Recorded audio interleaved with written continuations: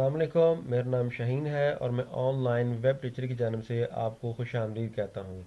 आज की इस वीडियो ट्यूटोरियल में मैं आपको पढ़ाने जा रहा हूँ HTML डॉक्यूमेंट के अंदर क्या होता है और ये कैसे काम करता है। इससे पहले मेरी आपसे एक रिक्वेस्ट है कि मेरे इस चैनल को सब्सक्राइब, लाइक और शेयर करें और बेल आइकन को लाजमी प्रेस कर लें ताकि आने वाली हमारी हर वीडियो आपको फ्रीक्वेंटली मिलती रहे। और वीडियो को स्टार्ट से लेके एंड तक लाजमी देखिएगा। चलिए स्टार्ट करते हैं। प्रीवियस वीडियो में मैंने आपको बताया था कि कुछ इसमें टेक्स्ट एडिटर होते हैं, जैसे कि नोट पैड प्लस प्लस है, सबलाइम है, ऑटम है, ब्रैकेट्स है या ड्रीम वीवर है। आज मैं आपको गूगल से नोट पैड प्लस प्लस उसको डाउनलोड और उसकी इंस्टॉलेशन करने का तरीका बताता हूँ। सबसे पहले मैं सर्च बार में नोट पैड प्लस प्लस लिखता हूँ।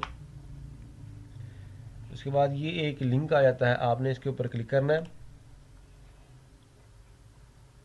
और ये डाउनलोड बटन के ऊपर आपने क्लिक कर देना है।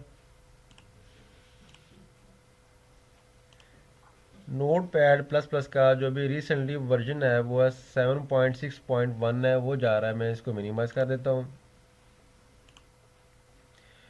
अब ये नोट पैड प्लस प्लस है, ये डाउनलोड हो रहा है। अभी आपकी नेट की स्पीड के ऊपर है। अगर आपकी नेट की स्पीड अच्छी है तो जल्दी डाउनलोड हो जाएगा। अगर आपकी नेट की स्पीड अच्छी नहीं है तो ज़ाहिर बात है वो वेट लेगा। अब note pad plus plus install होने के बिल्कुल करीब है। अब हम इसको ओपन करेंगे। यस, इसकी जो लैंग्वेज है वो हम इंग्लिश ओके कर देंगे। Next, agree, next.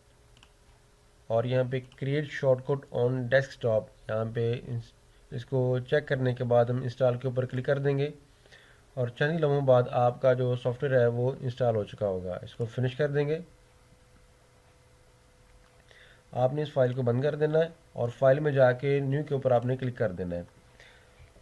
Last video में मैंने आपको बताया था कि HTML का जितना भी कंटेंट है वो HTML के ओपनिंग और क्लोजिंग टैग के अंदर ही लिखा जाता है।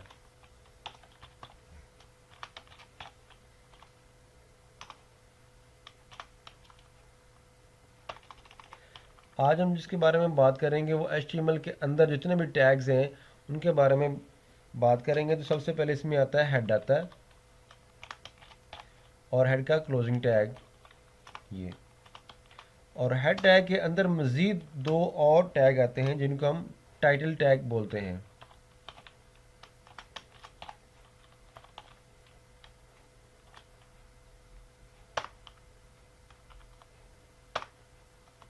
इसके बाद बॉडी टैग है।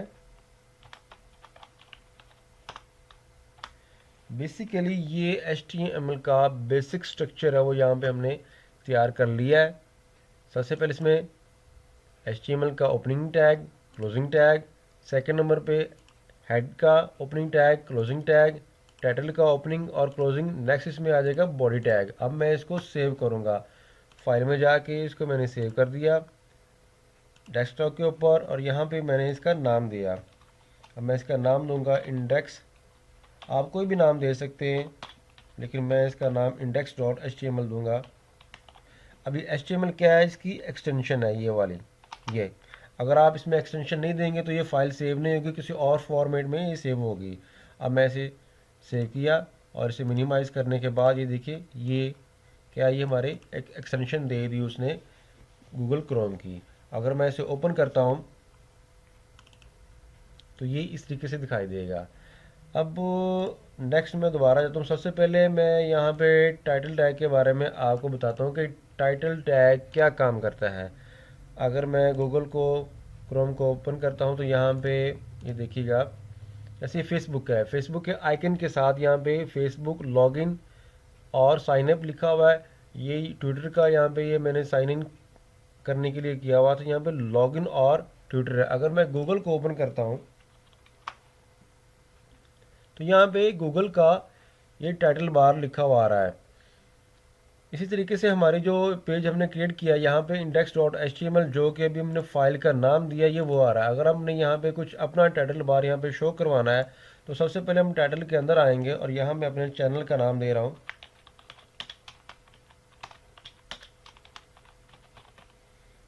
और मैंने इसको फाइल में आके सेव किया। अब देखिए यहाँ पे index.html है, लेकिन जैसे ही मैं इसको रिफ़्रेश करता हूँ यहाँ पे तो देखिएगा ये ऑनलाइन वेब टीचर, इसका जो टाइटल बार जो कि अभी हमने यहाँ पे दिया था, यहाँ पे वो शो करवा रहा है। ठीक है, नेक्स्ट इसमें मैं जो आपको पढ़ाने जा रहा हूँ वो है, उसको मैं दो पार्ट्स में डिवाइड करूँगा। सबसे पहले इसमें है विजिबल एरिया और दूसरे नंबर पे है इनविजिबल एरिया। सबसे पहले मैं आपको विजिबल एरिया के बारे में बताता हूँ। विजिबल एरिया क्या होता है? विजिबल एरिया जो कि बॉडी टैग के अंदर लिखा जाता है। विजिबल एरिया जो कि बॉडी टैग के अंदर लिखा जाता है, इसको हम विजिबल एरिया बोलते हैं। जैसे मैं आपको एक मिसाल देता हूँ, यहाँ पे मैं H1 का एक टैग लगाता हूँ। ये मैं आपको बाद में डीपली पढ़ाऊँगा, जस्ट आपने सिर्फ इसको अंडरस्टैंड करना है। जैसे मैं लिखता हूँ it is my first lecture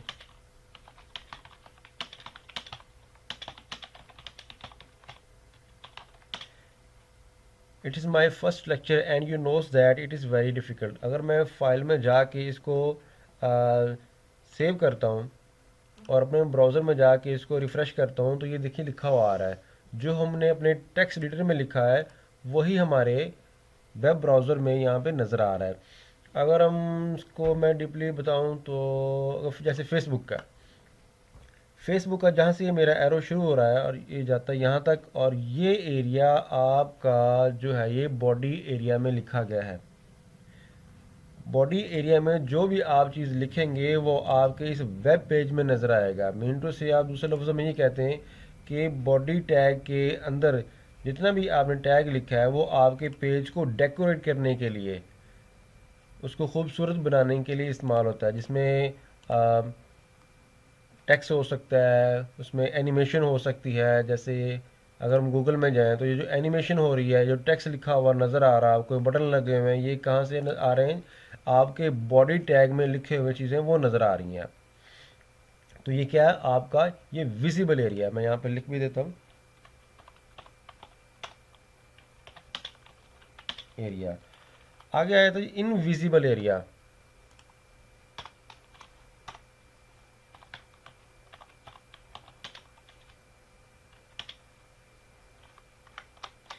invisible area में चंद एक टैग्स हैं जो कि मैं आपको अभी उसका चंद थोड़ा सा इंट्रोडक्शन दूंगा। नेक्स्ट वीडियो में मैं आपको ब्रीफली उसके बारे में बताऊंगा।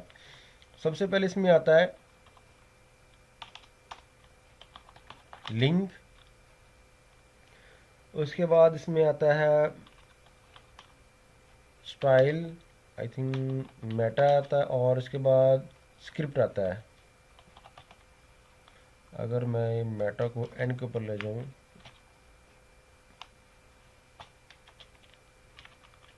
जी, लिंक क्या करता है? लिंक क्या काम करता है? लिंक आपकी एक्सटर्नल फाइल, उसको लिंक करवाने के लिए इस्तेमाल होता है।